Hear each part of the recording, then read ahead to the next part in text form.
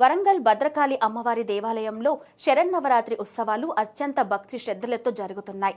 శరన్నవరాత్రుల్లో భాగంగా 3వ రోజు గాయత్రీదేవి అలంకరణలో భక్తులకు దర్శనమిస్తున్నారు. గాయత్రీదేవిని వేదమాతగా, సకల జ్ఞాన ప్రదాతగా, మానవ జాతి రక్షకురాలిగా శాస్త్రాలు చెబుతున్నాయి. 5 ముఖాలతో 16 భుజాలతో గాయత్రీదేవి రూపం సత్యం, జ్ఞానం, ధర్మం, భక్తి, మోక్షం వంటి 5 విలువలను ప్రతిబింబిస్తుంది. 5 ముఖాలు 5 విలువలతో కూడిన అమ్మవారిని దర్శించుకుంటే తమ కోరికలు నెరవేరుతాయని, విద్య, జ్ఞానం, మేధస్సు కలుగుతాయని, ఉద్యోగ వ్యాపారాల్లో విజయాలు, కుటుంబ సమృద్ధి, సకల శుభాలు లభిస్తాయని భక్తుల నమ్మకం.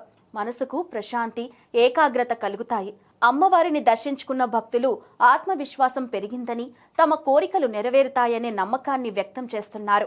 గాయత్రీదేవి దర్శనం భక్తి మార్గంలో ఉన్నవారికి ఆధ్యాత్మిక వెలుగుగా, సామాన్య జీవితాన్ని గడుపుతున్న వారికి భౌతికమైన వెలుగుగా హృదయాల్లో ప్రతిధ్వనిస్తుంది.